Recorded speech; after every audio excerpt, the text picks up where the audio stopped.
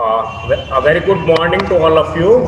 I welcome you all to session number 32 of our Sunday webinar series, and today's speaker is Anita Nagarajan from Pune. She has been managing ICF Pune with a lot of passion, and I would like to thank her for doing that and keeping the chapter going even in the COVID times. Like they have been doing online sessions even now that like meeting face to face is not possible, but they have been discussing a lot of things. And today we have something very interesting that she will be presenting. It's like how do we edit for different kinds of audience or different kind of material. And as far as the bio goes, I will leave that to Anita because I think she would be the best person to tell us about herself. So over to you, Anita. Thank you, Vivek. Good morning, everyone. It's a pleasure to be here, and thank you for sparing your time on a Sunday morning. I hope to end the session in an hour so that you can get back to your leisure activities over the weekend. But it's a pleasure to see everybody here. Like Vivek said, thanks to the ICF platform, I've been coordinating and hosting some of the ICF Pune meetings, and it's been a pleasure meeting other editors and writers in our group. I haven't met many people from the ICF India group in person, but hopefully this session will be a great opportunity to have some level of interaction. Vivek, may I share my slides? Is that okay? Yes, yes. I will include a brief introduction about myself as part of that.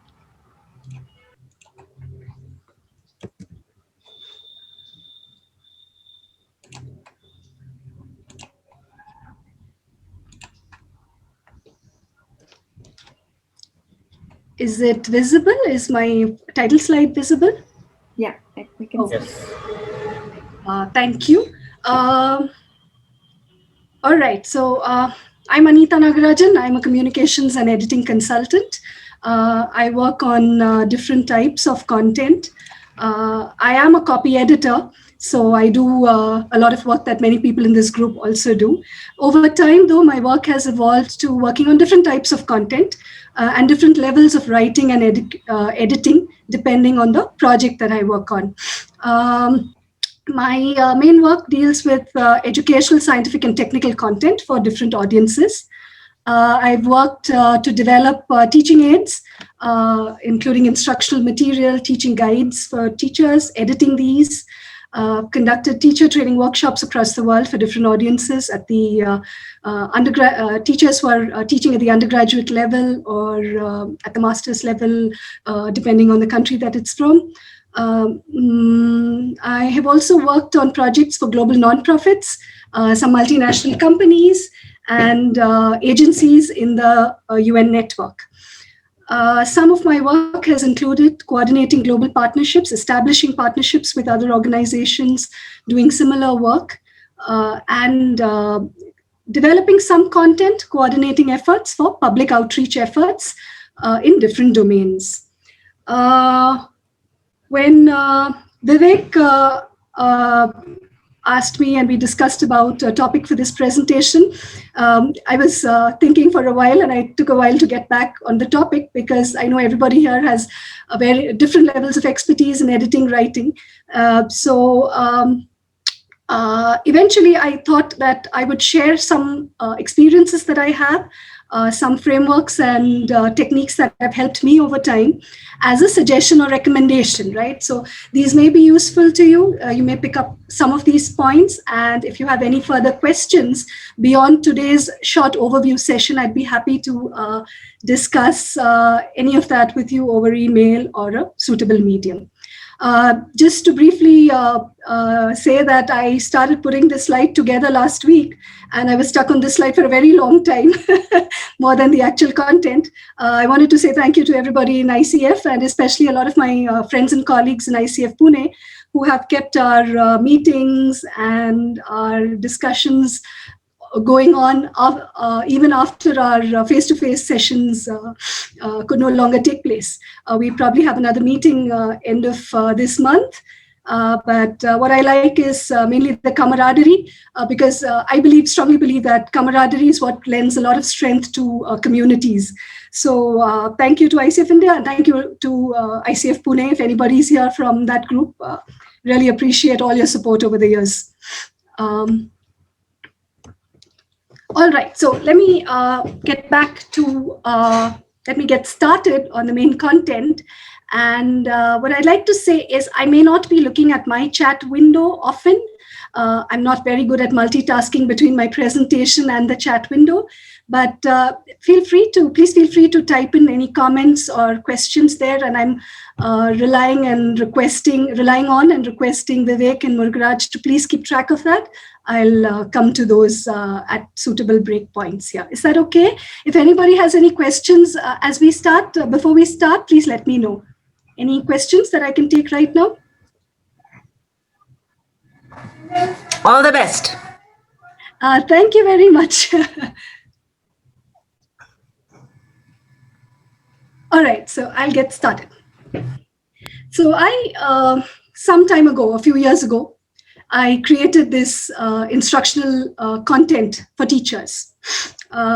I designed it for a particular subject. It was written well, according to me. I showed it to a few colleagues. They liked it. It seemed to tackle the subject well. It seemed very readable. It seemed to have all the content that was required in such a piece of material, such a piece of text, right? I was very happy with it. I went to a workshop where this content was used by a teacher. All I did was observe, right? The content was displayed on a laptop for the teacher to use. After some time, the teacher was engrossed in reading it. And when I went closer to the screen, she was no longer looking at what I had written. Okay? She was looking at something else. It was still at the same subject, but it was absolutely not what I had written. So what had happened, right? And I went and approached her and I said, how's it going for you? And, like a typical facilitator at a workshop, is the content relevant? Are you finding it useful? And she says, yeah. And then I say, okay, but, very politely say that, no, this is the content that I have written, but it looks like you're navigated to another page. Turns out that page was linked out from the content that I had written together. And for obvious reasons, which weren't obvious to me when I was writing this up, the navigation was such that people would move out of our content that we had developed and move on to something else. And eventually they weren't reading what we had written at all, right? That was pretty much a revelation to me, because it was among the first few times that I was actually going and seeing what an audience was doing with my content, right? A lot of times, as many editors and writers may experience, I don't know your personal experiences, but a lot of times the content that we write, edit, is done behind our walls, and we're not moving beyond those walls to see what the audience is actually experiencing when we write that. Another time, I was asked to develop some content for a campaign to explain the impact of a non-profit organization's work, the positive impact of their work to many local people. They had cleared up a lot of land and made it free of unexploded mines. I developed this 2 or 3 paragraph worth of content. It looked very nice to me. I had all the statistics in there, big numbers, a large number of square kilometers that they had cleared. All that was mentioned in there.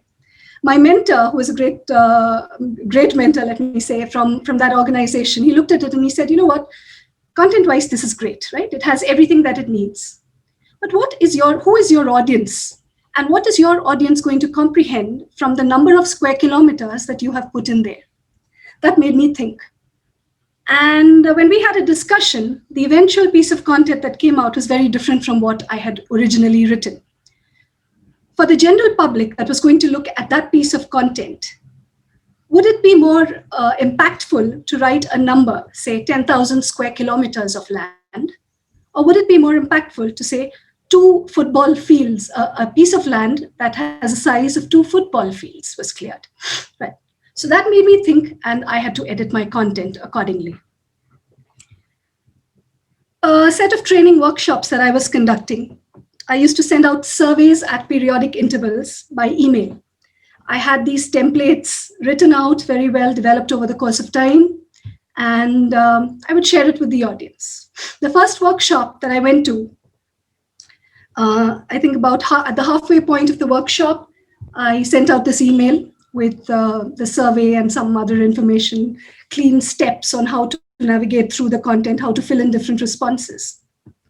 After sending it out, I went for a walk amid the crowd.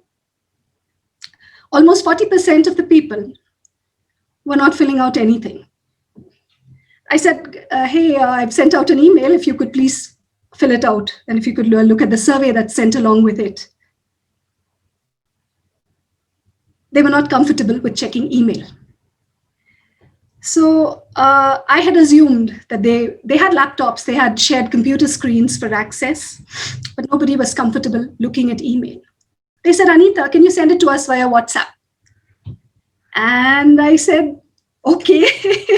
And so what had to happen was I had to change my strategy there. I had to send out the link via WhatsApp to the coordinator, to the workshop coordinator. And thankfully, she was very helpful, and she sent it all across to the group. Now people were ready to read the survey and to read the instructions on their phones. What did it look like? It didn't look very pleasing to the eye. So I had looked at these emails on my laptop screens, which have a very different size from the size of cell phones, right? And it wasn't easy for the participants to read that on their phones, to fill out the survey, questions extended over a large area on the screen. And that was a big lesson for me. So next time onwards, I had more testing done on my content on different devices. I would speak to the coordinator beforehand to find out what my audience was going to be comfortable with using, what was the predominant, what were the preferences of the majority of the participants in the group, right? So these are just 3 stories from my personal experience to illustrate why I think it's very important for us to look at how our audience consumes the content, what their preferences are, who they are. Okay, so with that, I will move on to this slide. So what is communication? And I'd like to, if somebody would like to respond to this question by unmuting their mic, I'm happy to take that. Or if you prefer to type it in the chat window, that's fine too. What do you think communication is?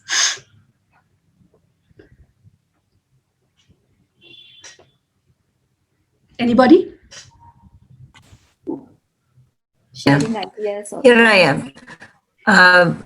Communication is when a thought or idea or feeling goes from A to B or A to B, C, D, E, F, G. That's communication. Great, thank you. Thank you. Would anybody else like to go? Oh, one more thing. The set of symbols has to be known. Communication happen if I'm speaking in French and you want to understand Japanese. I will have to use a media that is known by both.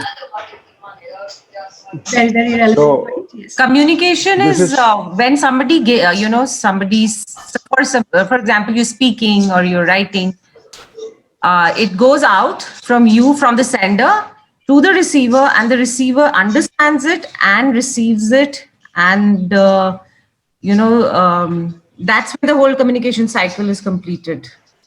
Great, thank you, Nita. Thank you. So I'll go next. No, yes. Communication is conveying information without ambiguity.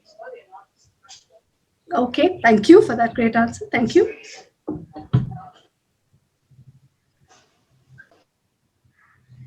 Would anybody else like to share their thoughts? Right. So I agree with all your responses, and I have my own responses as well. But I'll just go in with one quote that I have seen from Simon Sinek. Communication is not only about speaking what we think. It is also about ensuring that others hear what we mean. Now, this is in general probably when you're speaking and listening and hearing, and the same thing applies to when we write and edit, so any form of content. So if we're editing content, it's about also ensuring that it is conveyed in a manner that the audience understands, the intended readers understand it, comprehend it in the way that we'd like them to do it. Similar thoughts apply to writing. I'll illustrate this through 3 case studies that I have just put together on the types of projects that have necessitated this thinking into what the audience really wants, right? We may have the same topic to cover, but how do we write it for different audiences? So I was working on this project for a nonprofit, and I was sometimes writing and sometimes editing their content. I will stick to the term content because this was in different forms for different media. So rather than saying text, I will leave it as content.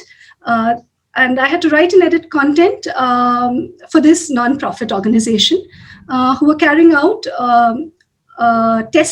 efficient testing for an infectious disease. Now, there were different assignments that I got over the course of the time that I worked with them. I had to write stories of positive impact. What had the organization done that had a positive impact on in that region? What was the intention of this piece or these stories? What was the purpose? The purpose was to help, was to encourage others to sign up for this testing, right? That was, and the intended audience was the general public in that region. I had to edit and write sometimes press releases that would illustrate and that would convey the great work that the organization was doing with the relevant statistics, with the relevant impact described in that piece.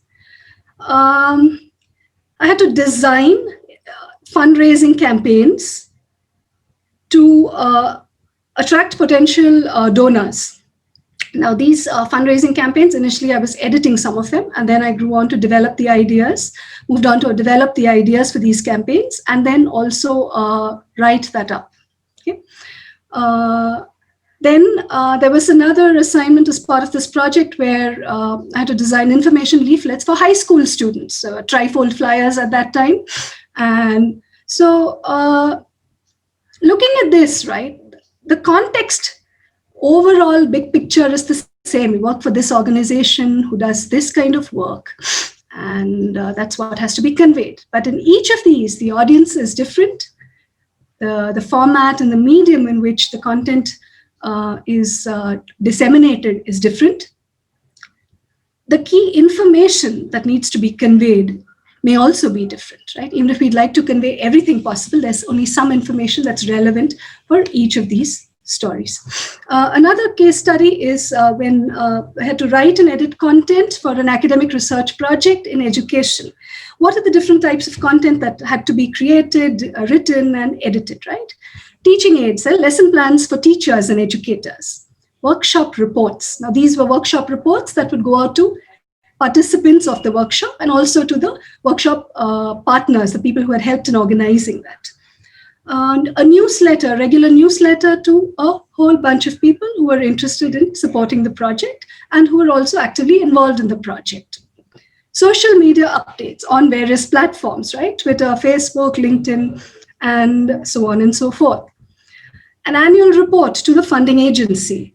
Research papers. Even in research papers, there are different types of research papers. Some are purely for a research audience, some are for a practitioner audience.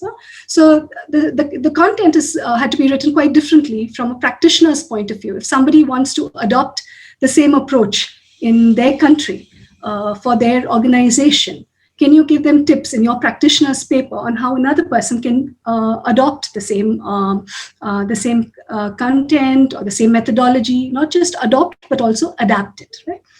And then, of course, there were different types of articles to be written, some to be published online, some in print media. Another case study that I'd like to bring up is writing and editing content for a company that provides support, tools, and software for the pharmaceutical industry. What kind of assignments come up in such a situation, right? Research paper editing, which is very specific to terminology used in the pharma segment, in the biotechnology area. Research posters, which are a very unique format. They have their own requirements. Internal newsletters. Now, these are internal to the company's employees. What would you write in there? How would you edit the content there? Blog posts for external audiences, blog posts for internal audiences, blog posts for students who would like to join the company, or for students who may not have decided, but the company would like to write the content in such a way that they may want to trigger interest in these students to come and join this company, right? And of course, then these companies have various proposals that they send to potential clients, where they describe their results, they describe what they have achieved in partnership with another organization, and other such examples. So moving on, I'd like to just ask if some of you or all of you may be working on projects that require these, because I have increasingly been seeing that while there are copy editing projects that require strict copy editing, there are also several opportunities available where you can work on an entire project that involves different levels of editing, different levels of writing competencies, developing content for different media and different formats. So is that something that some of you may be working on, may be interested in working on? Anybody would like to share their thoughts? Yes, of course. It's important to know how to do these kinds of things, because content writing is a very large range, and you have been able to enumerate different kinds of things that we need to do. It would be good if you will expand on that. I would be very happy. Sure, I'll go ahead. Does anybody else? Yep, one gets, I'm doing a project just now itself. Okay. So these are essentially research papers, not the reference kinds, but the guys who've given me the project, they want me to rewrite it and make it into copy which can be digested. And, copy like, things like the Ken or these new websites that are coming, newsy websites. So essentially, turn text. Luckily, the text is not so boring, the original text. Okay. No, so they have removed references and also it's that headaches out. But now you have to turn it out, essentially get the hook of the story and turn the story out and make it lighter, more readable, approachable. So in a sense, I never used to take these kind of stuff before, but this I have done it and it's been very interesting actually. Great. It's great to hear. Yes, thank you. That's all. Thank you. All right. So is there anybody else who'd like to share their thoughts, or shall I move on? Okay. So based on some of this experience, I just put together some of the practices that I have started following when I am working on such requirements or on projects that require different types of content to be written or edited. And then I just put together those thoughts and thought I'd share it with you, and maybe you'll find something that's useful here. I call it IMPACT, an audience-focused approach for effective communication. And with that, I'd like to invite you to attempt a poll. Okay, so here are the instructions. Here's my test of communication skills. You can either go to this website, www.menti.com, and use this code, please. Or I can put this link in the chat window, sorry, and let me put this in the chat window. Just a minute, please.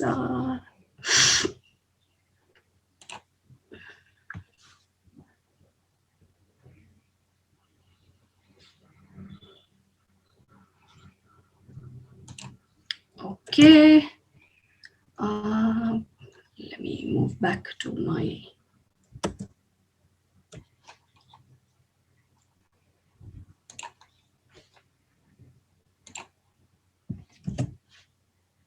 There.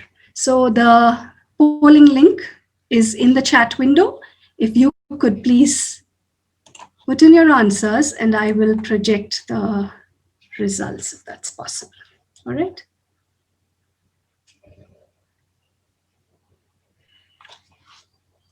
Is anybody having trouble with the link? Is it working for everyone?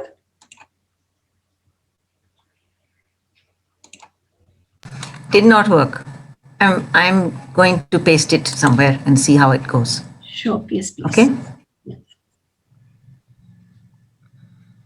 Worked fine for me.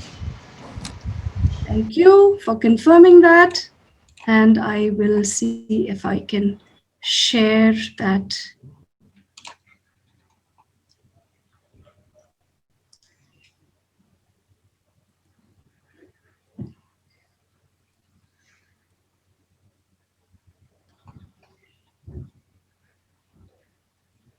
It's worked. Thank you. And let me share that window. And if you can just tell me.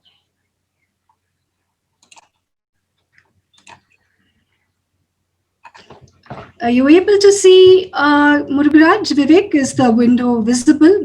Yes, it's visible. Results? Yes. So you can see the results. It's anonymous, so in case you don't want to say who's doing what, that's fine. But most of the results should show up here. Just to understand what type of work everybody here does. Okay, so we have researchers and academics. The question is, describe the target audience for the content that you typically write or edit. I do realize that you may be writing different types of content for different types of people, but if you could give us a general idea, it would be great. Researchers, teachers and students, students and networking professionals, students, researchers, the press, clients of several companies in the BFSI sector. 2 types, one for my book, new investors. Okay, great, very nice.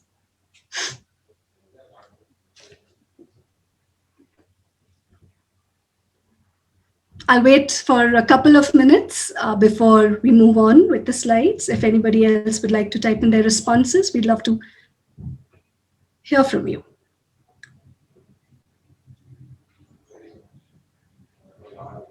Excellent, wow.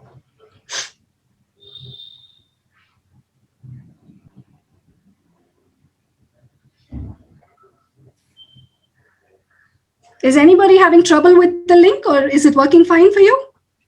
Okay, I think at least Works fine, yeah. Great, thank you.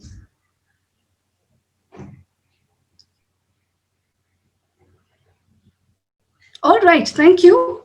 I will leave it open for some more time in case you'd like to send in more responses. Also, I think everybody, the setting is such that everybody should be able to send in more than one response if you would like to do that. I can also share these with you after the session. So I can grab a PDF or an Excel and send that to you. Okay. All right. Thank you very much for your responses. So we have a really wide audience base here that we're working with. All right. So let's move on to impact. How can impact help us, right? I, so moving on to the first letter, I is identify a persona representing your target audience. How often do we have the time to sit and think about who the audience really is? And how can we do that, right? Sometimes there's more than one type of reader who will be consuming the content. So it's a good idea and it is useful to create a persona. What is a persona? A persona is a set of characteristics of your typical reader, right? This would also depend on the content and the intended objective. You might want to capture some characteristics more than others. For example, in a very simple illustration here, you can capture the name, age, location, profession, perhaps the level of education, depending on the terminology and the language that you use in the content that you are writing or editing. Like somebody mentioned, if I'm speaking in French and somebody else is reading, somebody who speaks Japanese only is reading it in Japan, we need to also know what languages are known by our audience, right? And of course, there's a whole bunch of other characteristics that you can define based on your content. What are some useful tools that can be used to capture all this? I personally do pen and paper. I'm still stuck with my old methods. So if that works for you, very cool. If not, there are some great tools that can capture this information digitally, and they're like post-it notes that you can capture in a digital form. So here are some useful tools. I'm not being paid to advertise any of these, but I have found these to be useful, and there are many others as well. So Padlet is nice for collaboration and for jotting down notes. Google Jamboard works well also for tasks like this. Google Keep has a set of, it's like a checklist that you can put, and then you can mark the check marks. You can put the tick marks when you're done with something.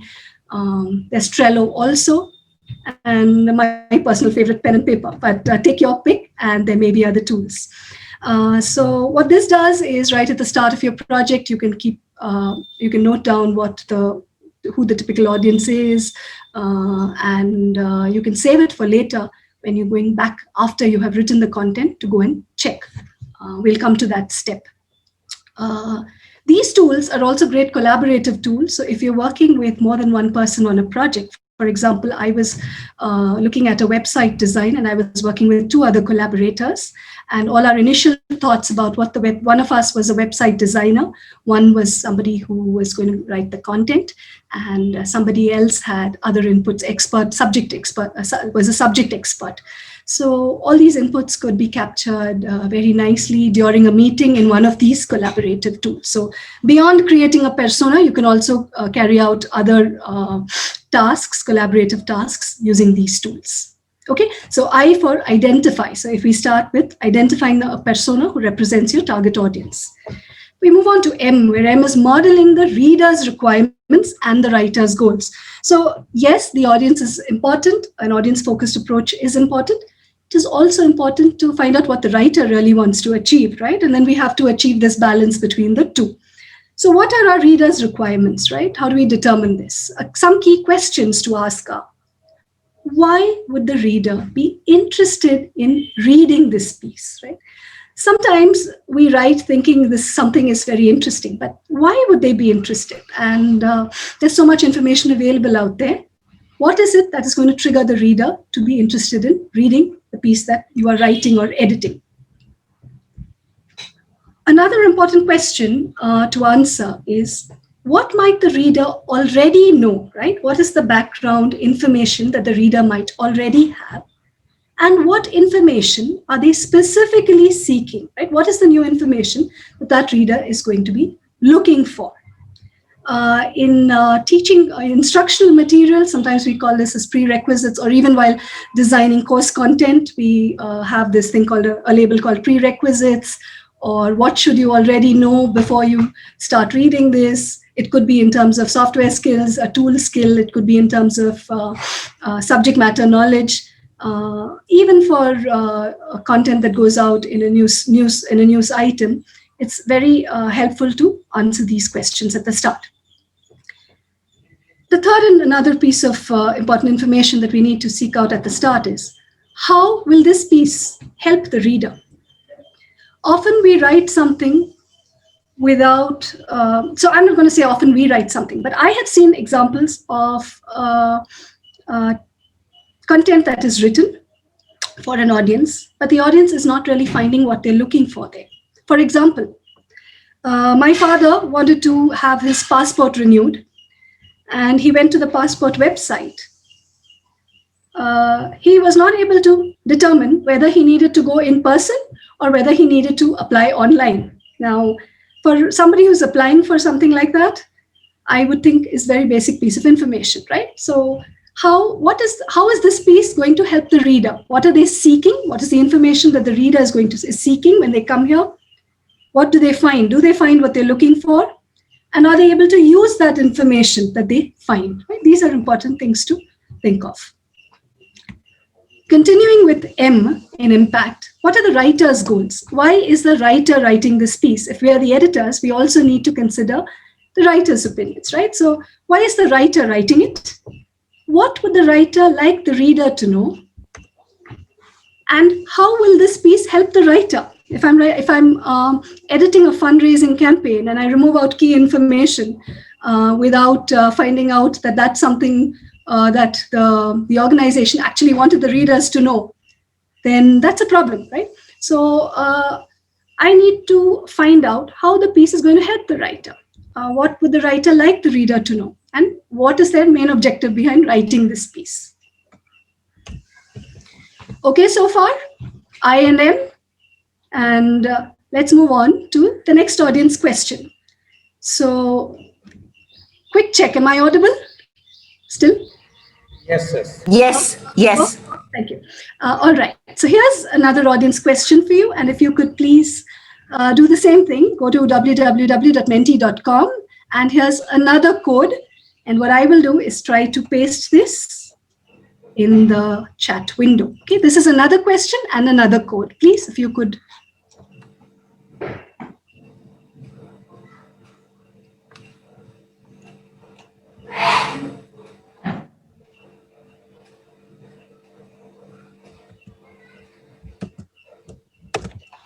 I will put it in the chat window. I'm still looking for the window and escaping beyond my screen, but I'll get it there. Yeah. The link is also in the chat window if you'd like to, if you prefer to click it from there. And I will click the results.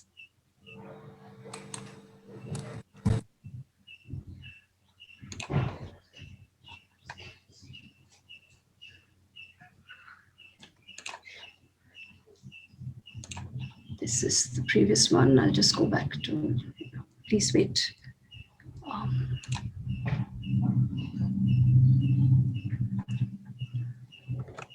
Sorry, I'll just move on to the last one.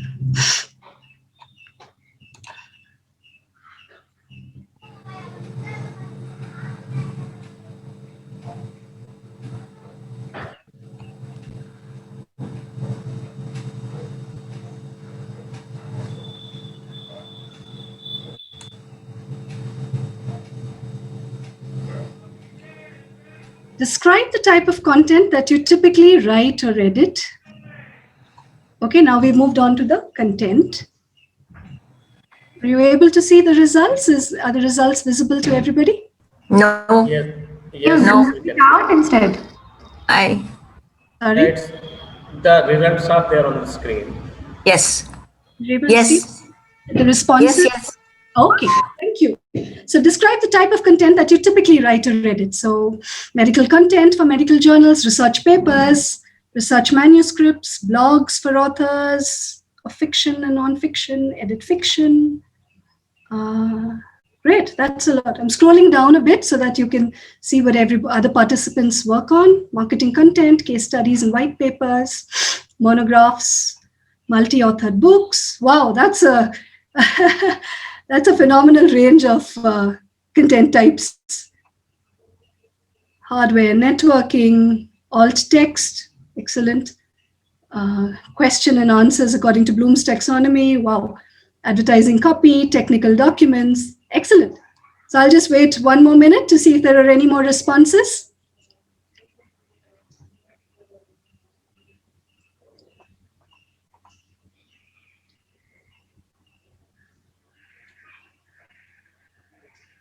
Literary and popular fiction, non-fiction, magazine articles. That's one person who does, who works on a lot of different types of content. News for TV and radio bulletins. Wow. Okay. Technical complex content that needs to be explained in a simple manner. Okay. Somebody has a fancy design also on this. Somebody's probably trying out a feature. Okay, so I will move on back to the presentation.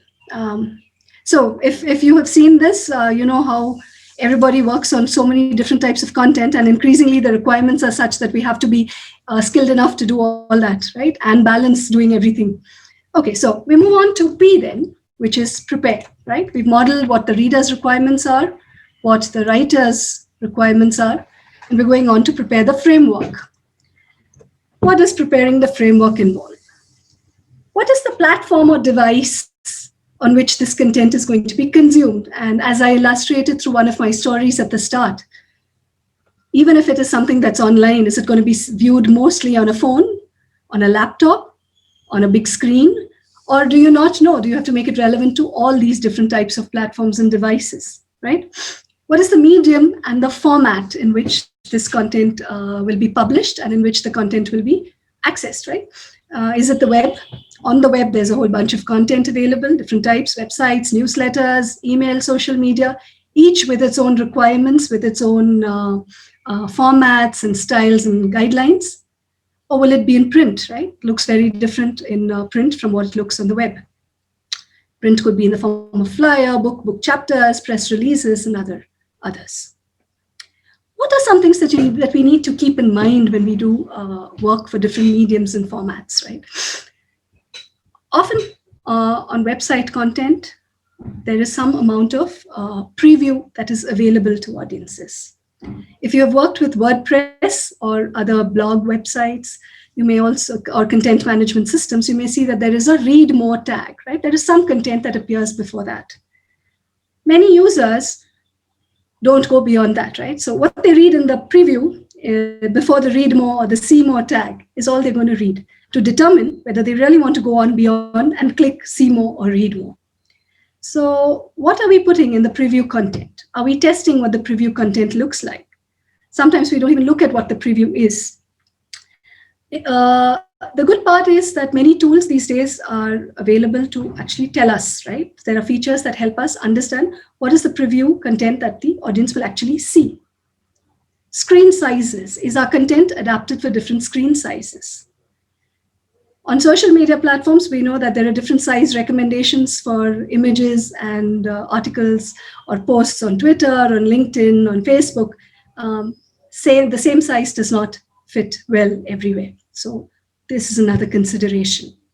Is the key information available on the limited screen size that they have access to at the moment, right? When they're viewing something, when I have a survey question, how long is it? Is it scrolling beyond a certain screen? Is a user going to look at that? Can I make it more concise? Can I make it fit into the typical screen sizes that my users are going to be using? What is the ease of navigation, right? Many times we need to pay attention to how easy it is to move back and forth between two pieces of text or content that we developed. I read something and navigated beyond that. I want to go back to what I had read earlier. Is it easily accessible, right? Are the crumbs shown, right? There's more in the framework. What is the context of the whole thing we're working on, the whole piece of text that we're working on? What is the objective, right? Not a very broad level, but what is the focus area, right? Is it to just increase awareness on something? Is it to introduce an innovation to an audience? Is it you're seeking contribution to a fundraising campaign from somebody who might be interested? Are you presenting specialized research findings, right? Many of these considerations help us determine what kind of conventions to adopt, what kind of rules we can break, right? Sometimes we need to be very aware of the rules, I know, and in copy editing, it's extremely important to follow style guides and define the abbreviations and do everything. But sometimes there are certain contexts in which some of those don't need to be followed strictly. And why would that be? That's because we're going to give the audience a better experience. Does this audience already know all the abbreviations that we are expanding so much? Does the audience understand the terminology or do they need to understand the complex terms that we're using, right? All that can be determined by answering these questions. Of course, then you always have your style guides and manuals, and choosing the right one is very important. For the web, there are also design guides, which I haven't included here. So this standard Chicago Manual of Style, I assumed that the audience for this presentation would know the expansions, so I haven't really expanded each of these acronyms and abbreviations here, but choose the style guide, Chicago Manual of Style, APA, the American Medical Association's manual, AP, BuzzFeed, use an in-house style guide, Sometimes organizations also request editors or somebody who's working on their content to actually develop the style guide. And at that point, it's very important to understand the context and answer these other questions so that we know the right styles and the right style guides and guidelines to implement. For the web, also, the World Wide Web Consortium has several guidelines available, which help us understand, because we also have to learn about these different formats. How users are going to be navigating, what do they see on the menu options? Is it really clear to them, right? And some of these guidelines are also available for the web.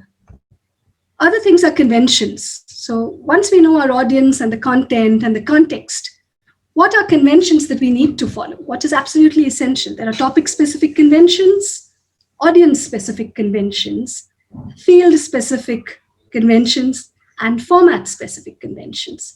So audience-specific conventions also apply, would also necessitate thinking about culture sometimes. So if you're writing or writing content or addressing an audience in certain countries or in certain organizations, institutions, what is it that we must keep in mind, right? And increasingly, it's becoming very important to take all this into consideration. Length. The piece that we're going to write, many times the organization that asks us for help, or the coordinator or the manager that we work with will tell us the length that the piece needs to be. If we have the flexibility, we will determine that. And it's good to kind of make a note of this upfront before we're actually moving on to the content. So what is the length required? What is the tone that we need to adopt, right? Is it formal, informal, conversational? What works? Jargon. Jargon is good in certain contexts, is not suitable in certain contexts.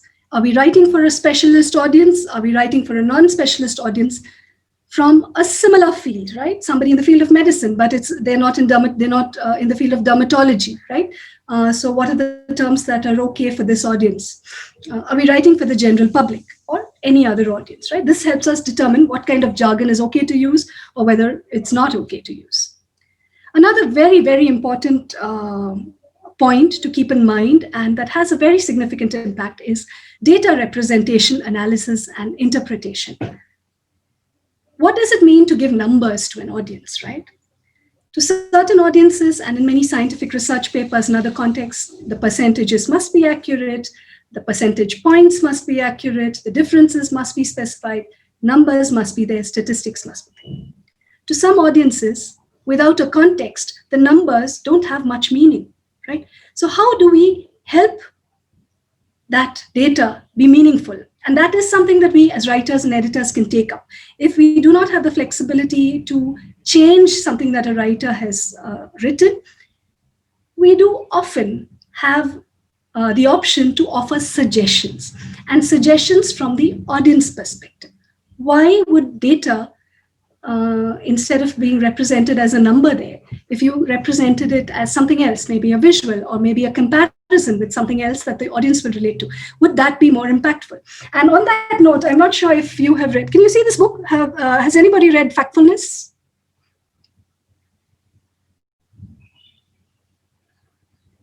Yeah? Yeah, it's a great book. Absolutely. Beautiful. Beautiful. And if you haven't, I'd suggest, okay, I haven't read the whole book, but I've been looking at some pages of this and some of the data representation, and it is so fantastic. If I may, I'm not sure, but here's this page. Is this visible? Anybody? Vivek, Murgaraj, Jyotirmoy. Can you see this page? Sort of, but doesn't... Yeah, we can see, but we can't really make out.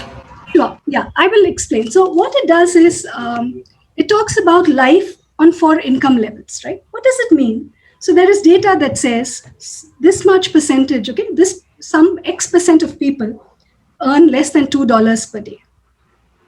Y% of people, right, have an income of less than $8 per day. Level 3 is less than $32 per day, and level 4 is more than that.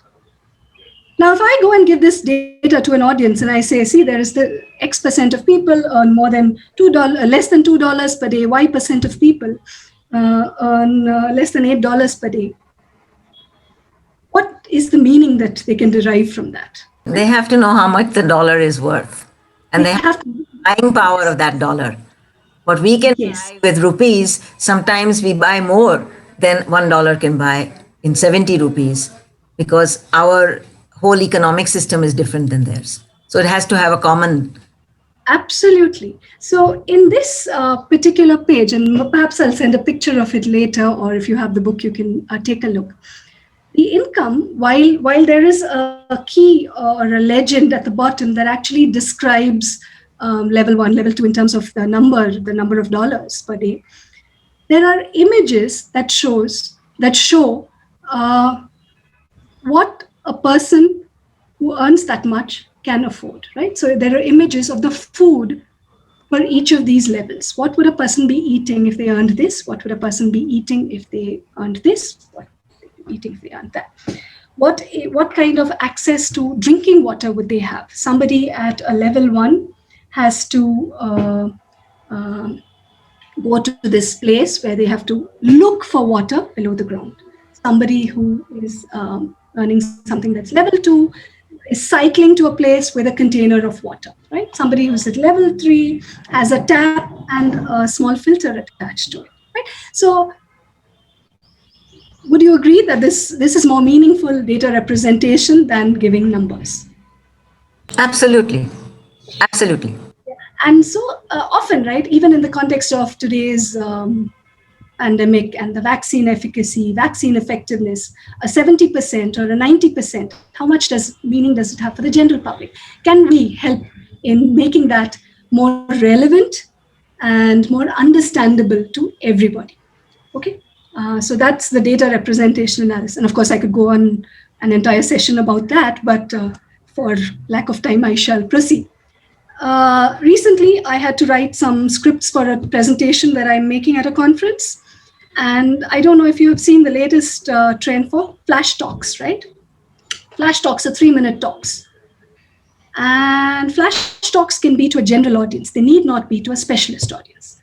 So a script for a flash talk would be completely different from a script for a research presentation, which might go on for a longer time. A project report to a funding agency would have different considerations from a project report to partners and collaborators. In case of the funding agency, you need to write content that shows how your work has mapped to the themes of the funding agency. What do they support? And are you willing to and have you done enough that aligns with their requirements? For project partners and collaborators, you may not have to give details of a lot of the expenses and other things, but what kind of impact you made in terms of the collaboration, how different people supported the project, and other things. So these are just some examples. Of course, there are many, many examples. And I think from the responses that everybody has given, we see how there's a variety of content and similar background and similar contexts, but different type of content to be written. Okay, so now finally, let's move on to ACT, right? We've moved on from I, M, and P to ACT. And now finally, we get down to writing and editing. I'm aware that not everybody has the time, and with timelines and deadlines and everything looming, often we don't have the time to do I, M, P, and we move on to ACT. But it's indeed very helpful, even if some of these steps can be done before we actually move on to writing and editing our content. So all the output of our previous stages, right, whatever we have done, developing, identifying the persona, your target audience, the different criteria, modeling the requirements of the readers, the writer, and preparing this framework with all the inputs can serve as our input for this stage where we actually sit down to write and edit content. It's no longer just MS Word anymore, right? Of course, we've moved on from writing on paper. We've not moved on, we still use that to using MS Word, but a variety of platforms for different types of content. I'm sure with the expertise that we have in this group, you're all aware of many of these platforms. I just thought I'd list down a few. Again, I'm not endorsing any particular one, but just different ones that I have come across. So, of course, most of our editing for publishers and some research organizations still takes place via MS Word and Google Docs for collaboration, and of course, annotating in Adobe Acrobat Reader. Of course, there is WordPress, with its own content management system, which is very useful for websites and blog content. Tumblr and Medium are also quite popular in certain segments. Perfected, I do not need to preach its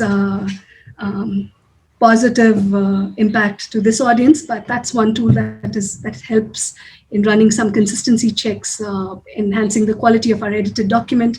Macros, of course, can simplify many tasks. Canva is a great tool, and in addition to helping you create social media posts, it's difficult for us if you're handling social media or handling promotional material and putting it on different platforms. If you're working on a single project, each time to sit and remember everything, that what is the size, what will look good on Facebook, what will look good on LinkedIn, what will be pleasing to the audience on Twitter. Canva helps by offering several templates, guidelines. You can resize content accordingly. Images can be viewed according to the platform that you'd like them to be on eventually. A lot of useful templates that I have found on Canva. You may be using other tools, and we can have a discussion on that, other tools that you have found useful. I have also found it useful in creating certificates and other things for different people. Right? MailChimp. Just before this, we started our session, I was chatting with Murugaraj and Vivek about whether they're finding MailChimp useful for handling the communication for these webinar sessions. MailChimp is great for newsletters. I found it to be very useful. It allows a whole bunch of features on creating groups of people, sending out content to certain audiences, designing newsletters with different image sizes, creating templates. And what else? It helps you also, some features of MailChimp that are useful are where it helps you view your content as it would look on different platforms. Your mobile phone, what is it going to look like on even an email? I think the paid version allows you to look at email also. So that's one tool, and there are other tools and apps for this. Substack is another newsletter platform that's becoming very popular these days. Pretty clean interface, and you might want to check it out if you're sending out newsletters to your own audiences as editors, or if you're doing it for somebody else. All right. Any comments so far on tools and other things, or shall I move ahead? We'll have an end. If you have comments, I'd love to hear them. I'd love to hear your experiences. To make best use of everybody's time on a Sunday, what I'd like to request is please type in your questions in the chat window as we go on so that you don't have to remember them. And we can have a Q&A at the end where we could discuss everybody's thoughts. Okay? All right, moving on to C. C is check the content. Now, we had a framework, we put in a lot of requirements, and we've written our content. Have we really paid attention to everything that we noted at the start? Have we done that, right? We have our conditions. Are we meeting all the conditions? Sometimes we don't. There's so much to remember that sometimes we miss out on our aspects. So important to have checklists. I'm a checklist person. I know many editors are. Perhaps a lot of writers are, but I know some people like to just go with the flow. Always a good idea to have a checklist and to read the content by yourself on another day. I know that, again, with deadlines, sometimes you don't get that, but fresh perspectives help. You come up with points that you may have missed while writing or editing the content, right?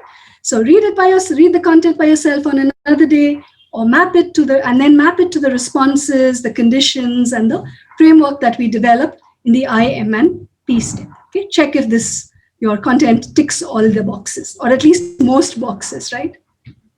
The must-haves must be ticked. All right, audience question 3. And does this work for everybody? Please go to menti.com and please use this code. And I will type the voting link in the chat box.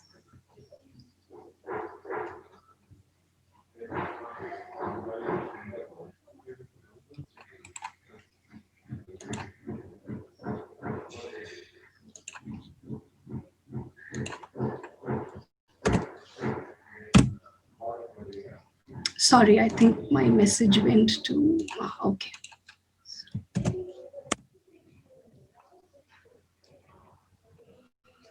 Did that work? Have you received the link in the chat box as well?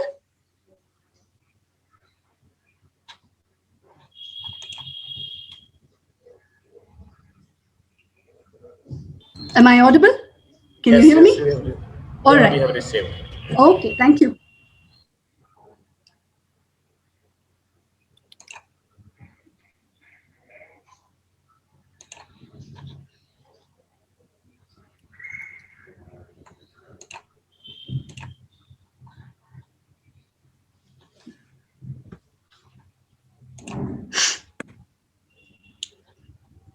So let me pull up the answers that I'm getting right now for this one.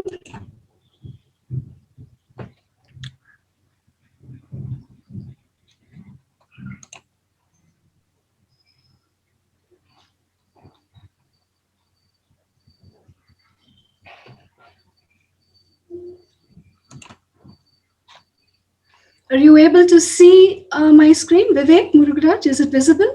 The answers to the question? Yes. Yes. Yes, yes. Thank you. Thank you for confirming that.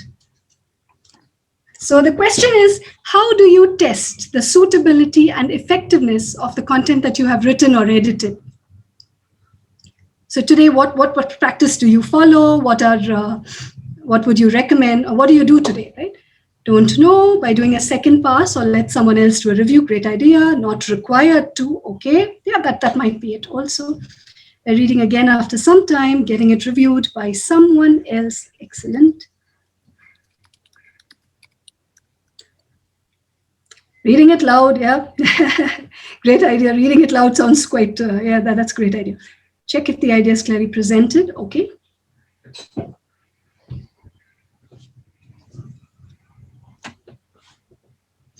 Excellent, yeah. If it's general news media, then comments on social media offer an indication. Yes, that's great feedback. That's feedback from your audience after they've read it, yes.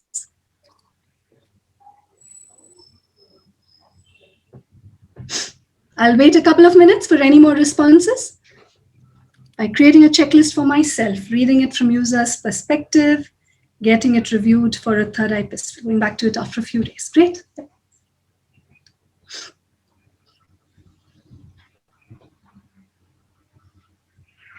Somebody has readability score there. Great. Yeah.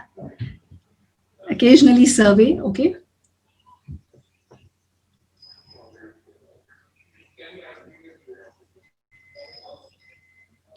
Great responses, and it's nice to see what everybody does.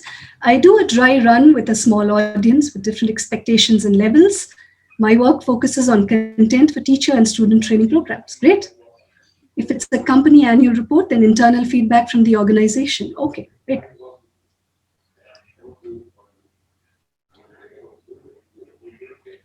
All right, excellent. Thank you very much. If you'd like, if somebody wants to put in some more answers, the poll is still open. I will move on to the next slide. It's wonderful. Thank you for sharing your responses. It's great to see what everybody does and their best practices.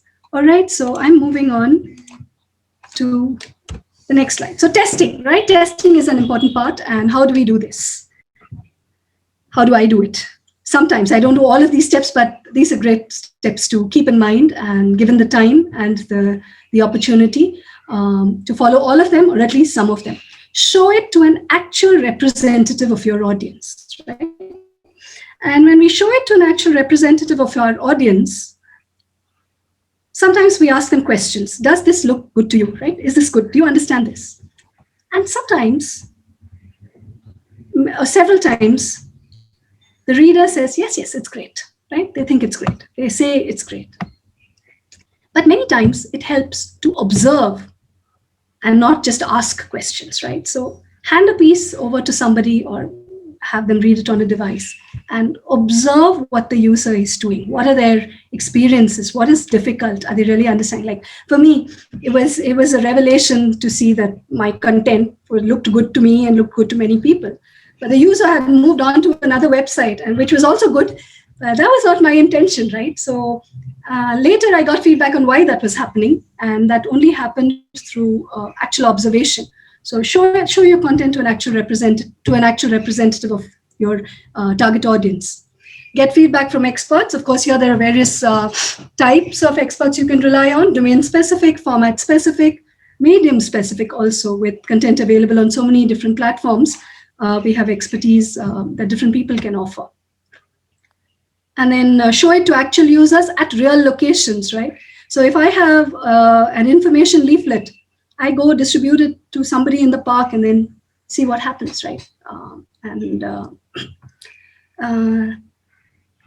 Try some of these, if possible, all of these, at least one of them, right?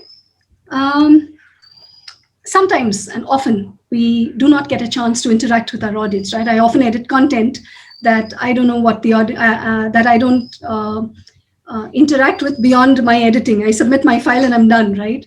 I probably get some feedback from the person who has sent me the content, but I don't know what happened with the audience. So sometimes there are tools that can be used, and somebody mentioned readability scores. May I know who that was? How do you look at readability scores? Do you look at it in Word or you use another tool?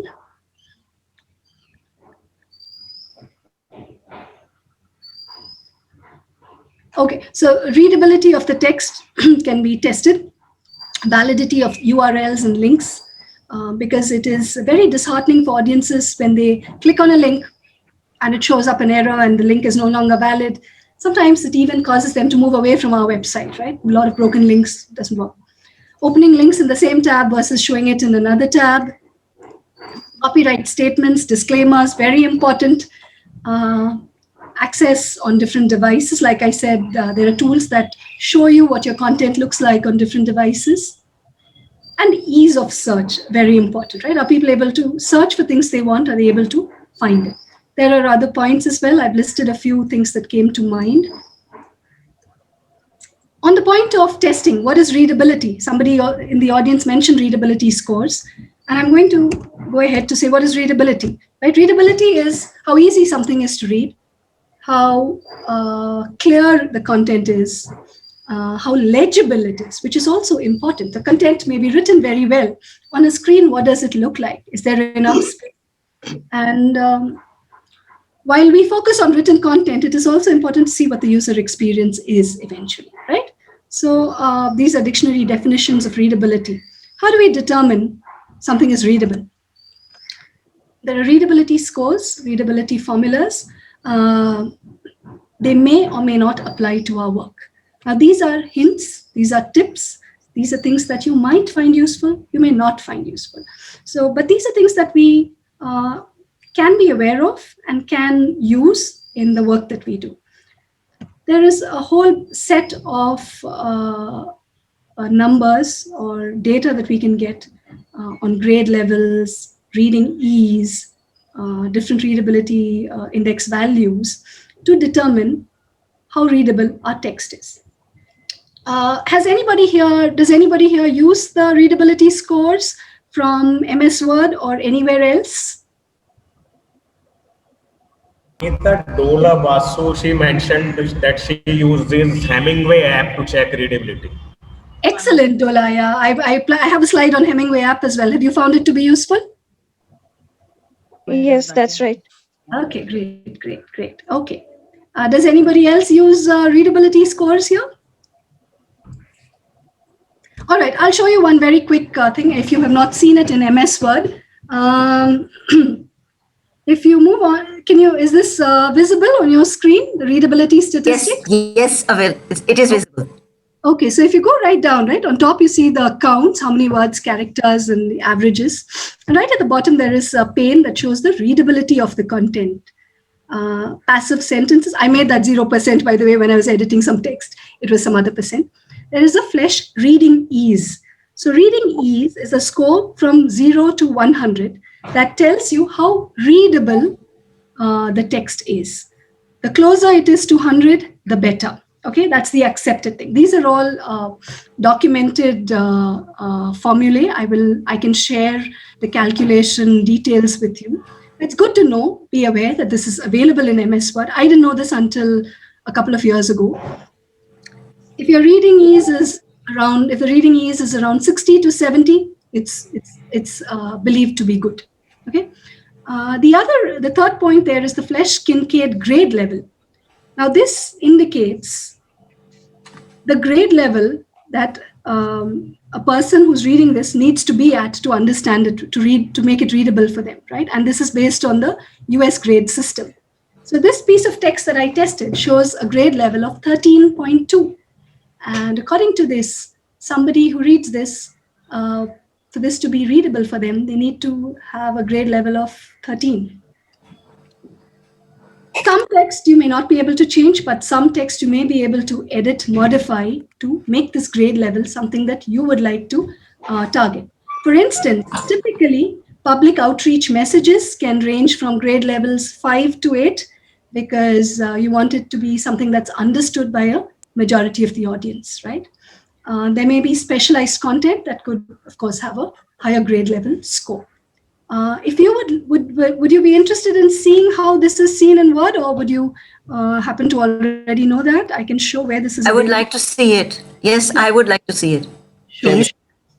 Yeah, so let me just show you where in Word this feature is available. And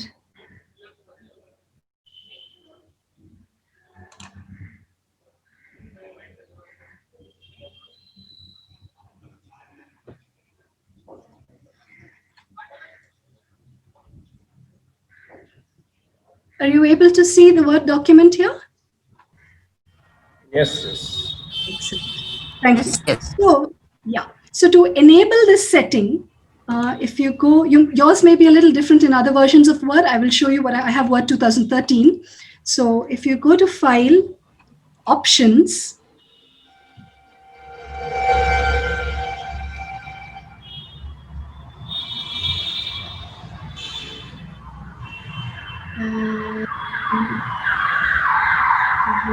so under Proofing, is my screen visible? Do you see the Proofing tab?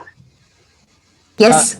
Okay, so under the Proofing tab, if you scroll here, there is something called Show Readability Statistics. So there's check grammar with spelling, frequently confused words, blah, blah. And right here, there's something called Show Readability Statistics. And if you check this option, okay, if you can check this option, then what you might see is here, I'm just going to move through these proofing errors that Word might show here to show you what is eventually seen. Okay, so these are the grammar errors that I'm going to say ignore. Okay, I'm just going to say ignore for now.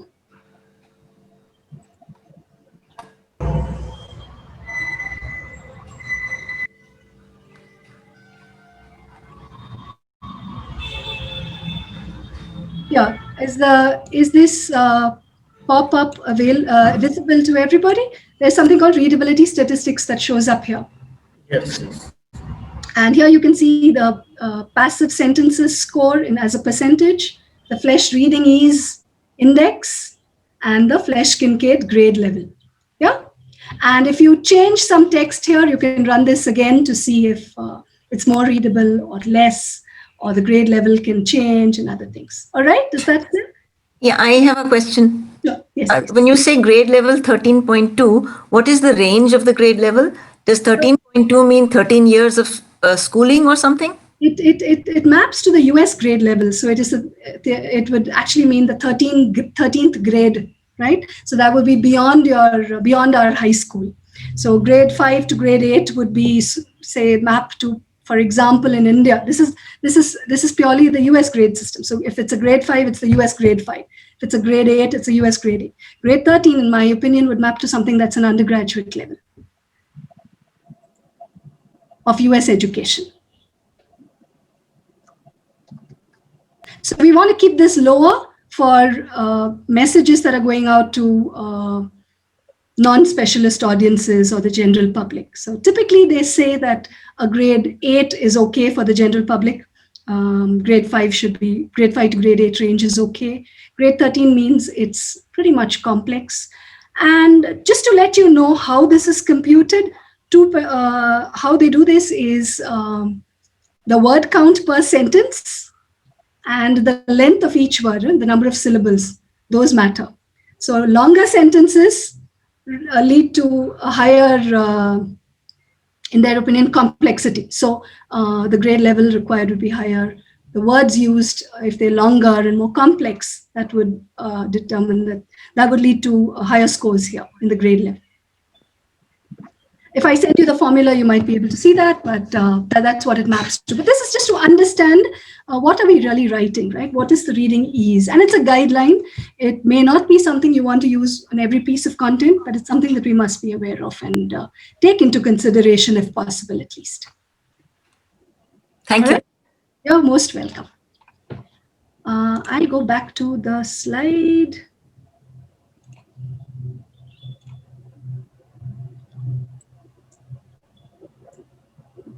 Is my slideshow visible? I think Word doesn't want to go away from my presentation. Let me just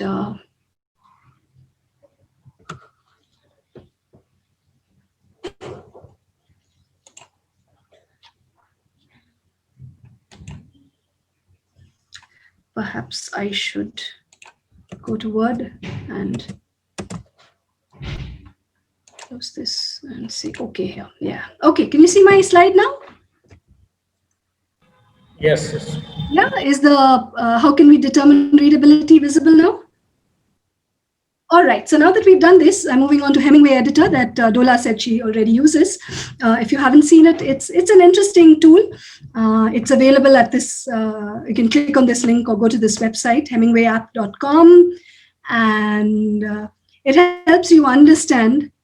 Again, it gives a grade level here. If you look at the screen, I've just taken a snapshot. It would be fun to do a workshop based on this. So let me know, Vivek, in March, we can do a workshop. It would be fun to have all the editors and writers doing something based on this, and maybe Dola can also pitch in. But it's a fun exercise. So you have, there are two modes here in the Hemingway app. There's a write mode and an edit mode. In the write mode, it'll show you a clear screen. You can go on writing your content. If you move to the edit mode, it will show you all these statistics where you have a grade level that comes up, the number of words, it also tells you how many adverbs you have. So these are some things that some of them you might ignore. It might be okay for you to use your style of writing to use more adverbs. You might want to use passive voice, but there are certain contexts in which you don't want to use so much of the passive voice.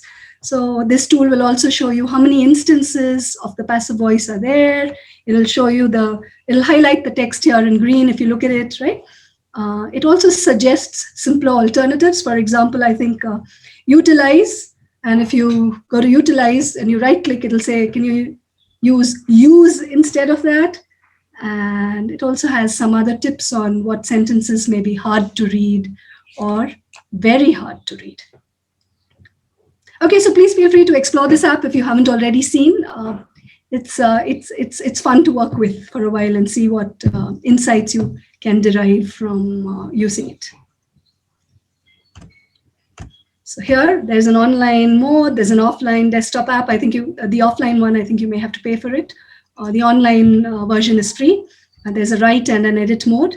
It indicates the readability. It highlights adverbs, passive voice, expressions that are difficult to read, and other text. Okay. And that's for you if you'd like to use this tool. Okay, and you can edit for different readability factors and see what it really shows.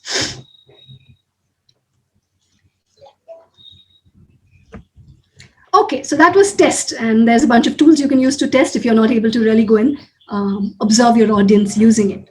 So that was a summary of impact. Identify who your audience is, create a persona, model your writer's requirements, model the reader's requirements, prepare a framework that can give you all the guidelines and conditions under which you have to create this content and guidelines that you need to follow. Act on it, write and edit using a tool that works for you for that piece of content. Check the content, use a checklist or another manual read, a fresh read when it works for you. And very importantly, test the content, either carrying out several of those steps or some of those, or using some of these useful tools that we have out there. Important. After getting the results, we must incorporate feedback. So we must rewrite or edit our content. If not for that version, maybe another version that goes out, or the next time you're going to write a similar piece of content, we must incorporate that feedback. And if possible, if you can do another iteration of the whole process, that would be wonderful. All right. So these are some examples if somebody wants to carry out this exercise. I just put together a few suggestions where you can take one of these example activities to create or edit content and apply each of these steps. So example 1 was edit a research paper for a specialist audience. What would you do in the IMPACT steps? If you're writing instructional material for teachers and educators, what would you do in each of these steps? If you're creating content for a fundraising campaign for an NGO, say the campaign is to adopt an animal, what would you do in each of these steps?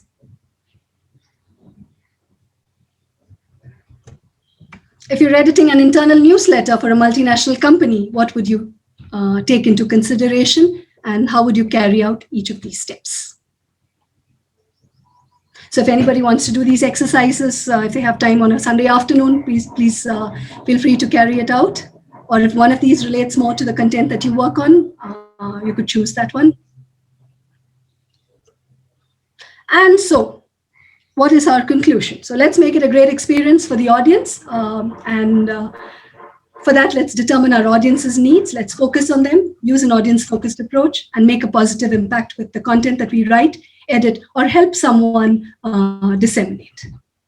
That's it. So thoughts, questions, ideas. Thank you very much for listening patiently and for your active participation. Open to any kind of conversation at this point of time. It was amazingly informative, beautiful detail, and very well explained. Thank you so much. Thank you very much. Really appreciate that.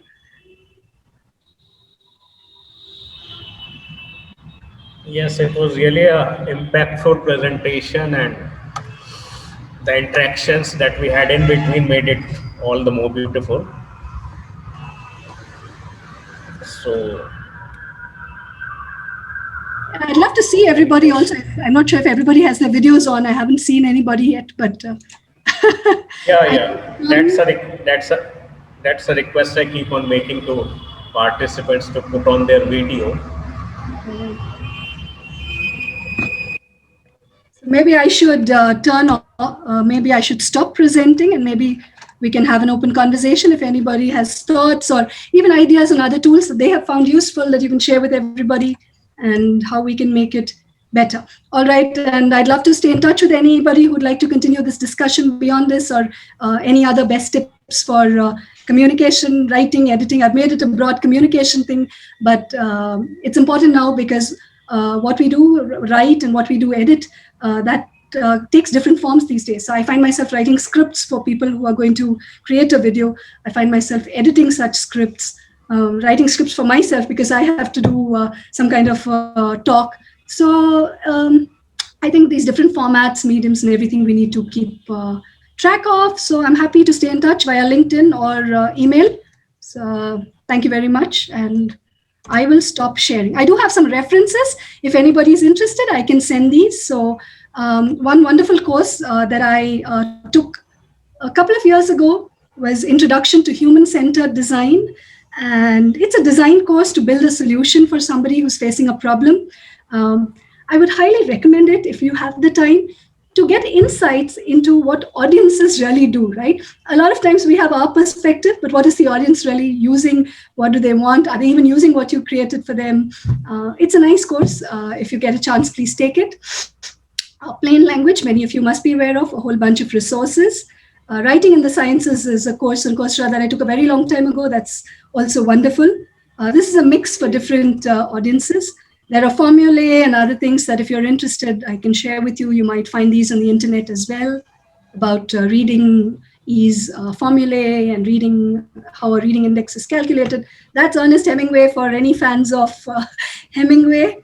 And that's some more information. So I will stop speaking now and I will leave it open to whoever has comments or questions or would like to discuss anything.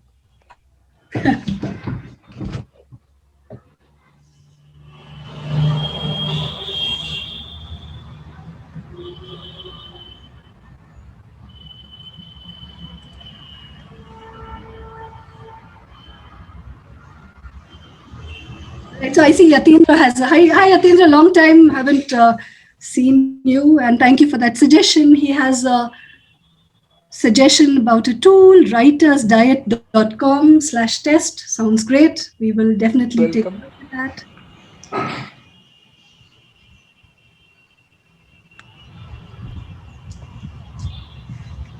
Oh, okay. There's some other communication.org.au. Yes, okay. Yeah, they are very good at usability testing, CRI.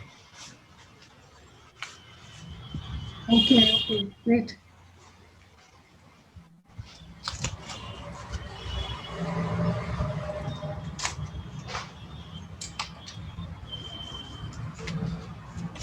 I'm just going to save some of those links. I don't know, Vivek, would you be able to share the chat transcript or something? Because I think I see some useful links in there. And Yeah, we will share with you. okay, great. Just to keep track of that.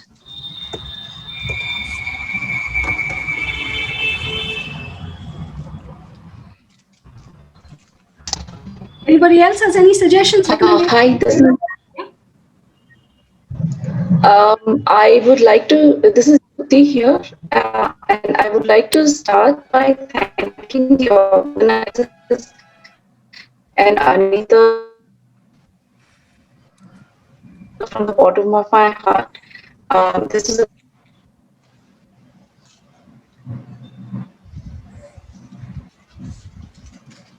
my heart very.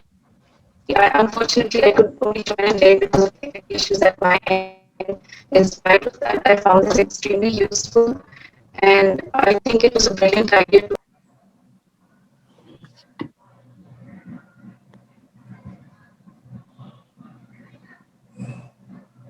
Thank you, Dipti. I'm sorry, your voice was breaking a bit, so I wasn't able to clearly hear everything, but thank you very much. Yes.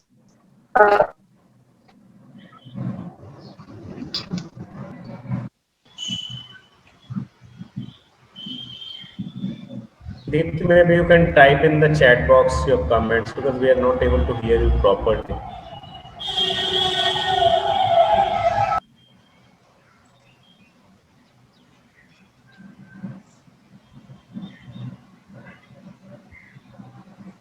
Well, it's nice to see everybody also. So, I mean, with all the remote sessions happening, you barely get a chance to see people. It's nice when we're able to see each other in whatever form possible. I mean,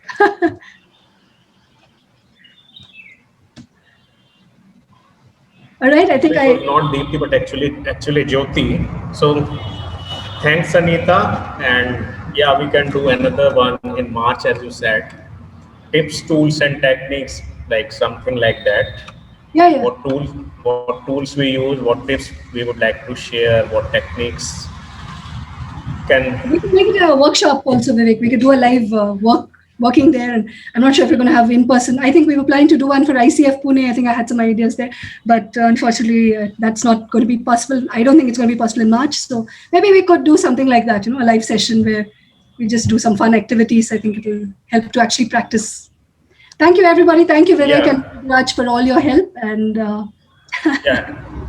And before we end, I would like to tell you about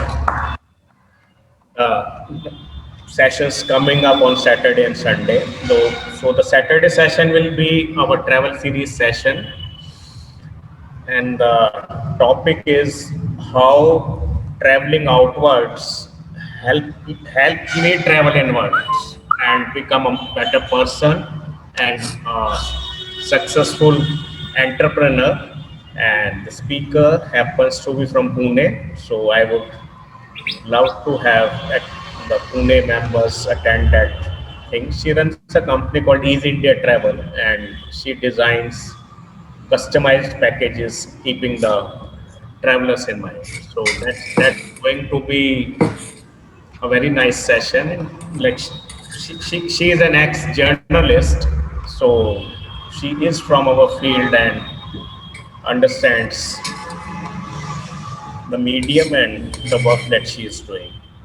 And Sunday, I would say, is going to be great because we are getting an external speaker this time, Rachna Kalra, and she will be presenting a session on book marketing and publicity, because that is something that book editors really look forward to when they are working with self-published authors, because they don't have a clue about how to go about it. So that session is again something that also am looking forward to, and I hope to see you all on the coming Saturday and then on Sunday. And it was good to see ICF Pune members come and attend this, and we would be happy to host them for future sessions also. So please be there. And thanks, Anita, once again.